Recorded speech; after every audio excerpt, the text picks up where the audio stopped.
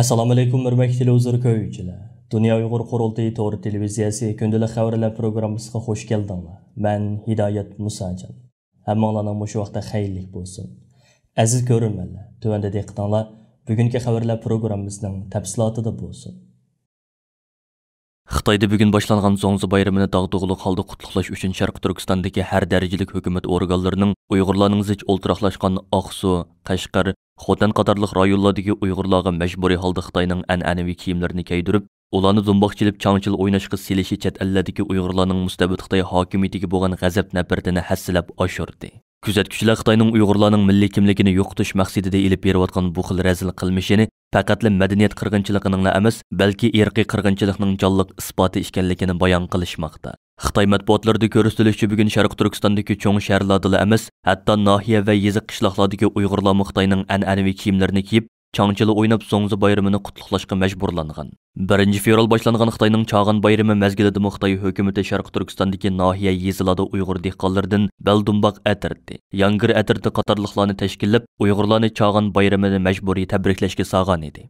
Ma'lum bo'lishicha navbatda Xitoy hukumatining irqiy qirg'inchilik bostirishiga uchrayotgan Uyg'urlarning islom dinidagi namoz o'qish, ro'za tutish qatorliq diniy faoliyatlari cheklangan. Uningdan boshqa Uyg'urlar yana Ro'zi Hit, Qurban Hitga o'xshash diniy bayramlarni va Uyg'ur qatorliq Turkiy xalqlarining bahor bayrami hisoblanadigan No'ruzga o'xshash tabiat bayramlarini o'z milliy urf-odatlari va diniy qoida-usullari bo'yicha erkin o'tkazishiga chek qo'yilgan. Bugungi kunga kelganda Xitoyning Junxo birligi nomidagi Xitoy kimligini qabul qilishga majburlangan Uyg'urlar Xitoyning Chag'an, Zongzi bayramiga o'xshash an'anaviy bayramlarini o'tkazishga majbur bo'lmoqda ekan.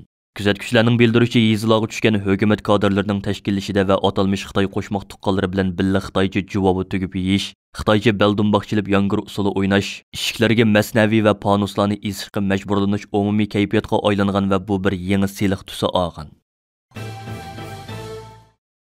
Birleşken Devletler Teşkilatı'nın əmgək təşkilatı yaqında doklad e'lon qilib, Xitoyning Sharq Turkistondagi əmgək siyosatidan cho'nqur andisha qiladiganligini, uning kamsitish xarakterlik ekanligini bildirib, Beijingdan xalqaro əmgək o'lchamiga amal qilishini talab qilgan. Bu xalqaro əmgək təşkilatıning tunji qitim Xitoyning Uyg'urlarga qaratgan əmgək siyosati to'g'risida doklad e'lon qilib, uning siyosatini kamsitish xarakterlik deb ko'rsatishidir.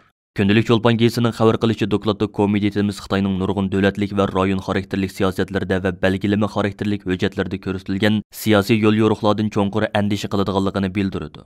Shunga hukumatdan uning davlatlik va rayon xarakterlik siyosatlarini qayta ko'rib chiqib, barliq farqlarni, chetga qiqish va bir taraflamaliklarni bekor qilishni talab qiladi deyilgan.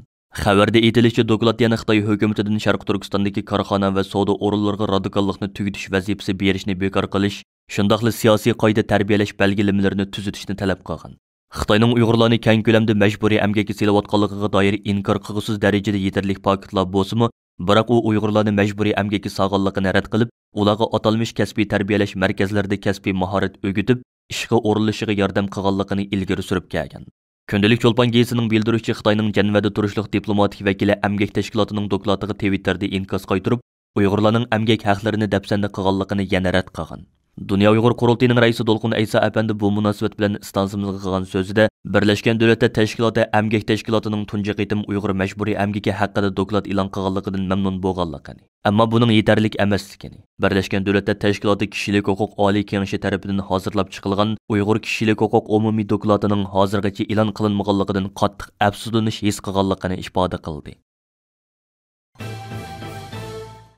Amerikaning Davlatlik taqriz jurnalida yaqinda e'lon qilingan bir maqolada Amerika Davlat Majlisining hukumatni Uyg'ur irqiy qirg'inchiligiga chetishlik shirkatlarni jazolashga majburlashi mumkinligi bildirildi. Maqolada aytilishicha, Amerika Avom palatasi o'tgan hafta demokratlarning qo'llashi bilan ma'qullagan Amerika raqobat qonuni jumhuriyatchilarning qattiq qarshiligiga uchragan bo'lsa-mu, biroq ular qonun loyihasidagi Uyg'urlarga aloqador moddalarni qo'llab, kishilarni hayron qoldirgan. Maqolada aytilishicha, bu qonun loyihasining bir moddasida Prezident Baydenning Sharq Turkistondagi majburiy emgakka chetishlik 4 Xitoy shirkatiga qarta jazo tadbiri qo'llanishi talab qilingan ekan. Maqolada yana qonun loyihasidagi bu nuqtaning muhimligi. Chunki jumhuriyatchilar bu loyihaga bir qator tuzatishlarni kirgizishga tirishgan bo'lsa-mu, lekin demokratlarning yo'l qo'ymaganligi, ularning faqat jumhuriyatchi Avom palata a'zosi Jim Banks bilan Joe Wilsonning qonun loyihasiga majburiy emgakka munosabatlik moddani kirgizishiga qo'shilganligi bildirilgan. Ma'lum bo'lishicha, buning oldida Jim Banks bilan Joe Wilson Prezident Baydenga xat yozib, Uyg'ur kishilik huquq siyosati qonuni va Magnitskiy kishilik huquq qonuniga asosan Xitoyning Sharq Turkistondagi majburiy emgakka chetishlik longi, Shidong, Gila Yangi Energiya, Xinjiang Dogo qatorliq 4 quyosh energiya taxtasi materiallarini ishlab chiqarish shirkatini jazolashni talab qilgan va bu 4 Xitoy shirkatining majburiy amgakka chetishliq ishkanligiga doir ishonchli dalillar borligini aytgan. Maqolada ko'rsatilishicha, ular xitida yana Prezident Baydenning havo klimat vakili John Kerryning Longi shirkatida mablag'i borligi, manfaat to'qinishiga oid bu masalani hal qilishini talab qilgan. Dünya Uyghur Qurultayı ve Kişilik Hüquqini Kuzatish Tashkilotini o'z ichiga olgan dunyodagi 200 dan ortiq tashkilotning Uyg'ur majburiy amgakini cheklash xalqaro birlashmasi 14 fevral bayonot e'lon qilib, Xalqaro Olimpik komitetining Beijing qishliq olimpik formulari va boshqa mahsulotlarning Uyg'ur majburiy amgaki bilan bo'lgan aloqasini yetarli tekshirmaganligini bildirgan. Kişilik Hüquq Kuzatish Tashkilotining ko'rsatishicha, Xalqaro Olimpik komiteti Beijing qishliq olimpikidan ilgari bayonot e'lon qilib, mal ta'minot zanjiriga qarata astoydil tekshirishda bo'lganligini bildirgan bo'lsa-mu, biroq uningda muhim bo'shliqlarning borligi ta'kidlangan. Kişilik Hüquqni Kuzatish Tashkilotining aytishicha, Xalqaro Olimpik komitetining tekshirishi ochiq-oshkor bo'lmaslik, mal ta'minlovchilarning mal ta'minot manbasini analiz qilmaslikdek bo'shliqlarni o'z ichiga olgan ekan. Xalqaro Olimpik komiteti bu yil 19 yanvar o'zlarining olimpik mahsulotlariga qarata 3-taraf tekshirishi ilib berib, bu mahsulotlarning majburiy amgak bilan hech qanday aloqasi tepilmaganligini e'lon qilgan. Biroq Kişilik Hüquq Kuzatish Tashkilotining aytishicha, Xalqaro Olimpik komiteti mal ta'minlovchi shirkatlarning olimpik buyumlari sirtidagi keng ishlab chiqarish sohasida kishilik huquq tafsandichiligiga sherik bo'lgan bo'lmaganligiga tushuncha bermagan. Kişilik Hüquq Kuzatish Tashkilotining yer shari ishlari direktori Minki Wordini Xalqaro Olimpik komitetining 2022-yillik Beijing qishliq olimpikining mahsulotlariga qarata tunji qitim o'zining kishilik huquq tekshirishini oshkorlaganligini bildirib, ammo u bizni mahsulotlarning Uyg'ur rayoni va Xitoyning boshqa joylaridagi majburiy amgak va kishilik huquq tafsandichiligi bilan chetishliq ishkanligiga doir ishonchli kafolat bilan ta'minlamadi degan. Xalqaro Olimpik komiteti Beijing qishliq olimpika xodimlarining formasini Xitoyning Uyg'ur majburiy amgaki chetishliq Anta nomli shirkatiga zakaz qilgan edi. Amerikaning George Washington Universitetidagi o'quvchilar tashkilotlari imzo to'plash harakati qo'zg'ab, universitetning Uyg'ur irqiy qirg'inchiligiga hamkorlashayotgan shirkatlar bilan aloqasini uzishni talab qilgan.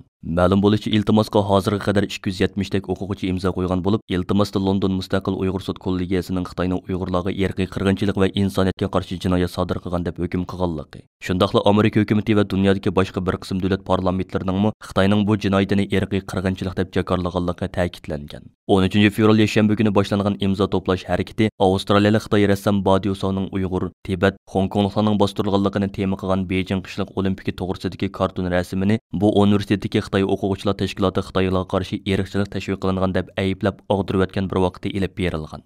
Garchi keyinroq mazkur universitetning mudiri kartun rasmini oldirib o'tishning xato bo'lganligini aytgan bo'lsa-mu, biroq bu voqea Amerikada kuchli munozara qo'zg'agan edi. George Washington Universiteti o'quvchilar geysining xabar qilishicha, imzo to'plash harakatini Cumhuriyetçi o'quvchilar uyushmasi, George Washington Universitetining Uyg'ur irqiy qirg'inchiligidan saqlanish komiteti, Atina instituti qatorliq o'quvchilar tashkilotlari birlashib qo'zg'agan. Cumhuriyetçi o'quvchilar uyushmasining bayonotida, biz universitetimizning bu chaqiriqni amaliy harakati orqali qo'llab, Xitoy kompartiyasining axloqsiz qilmishiga hamdamda bo'layotgan shirkatlar bilan aloqasini uzishga undaymiz degan.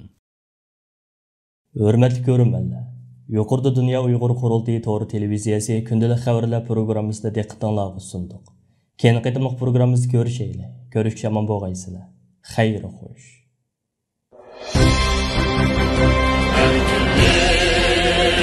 Yolda sudek aktı bizning qanimiz, sen uchun ey yurtimiz, fida bo'lsin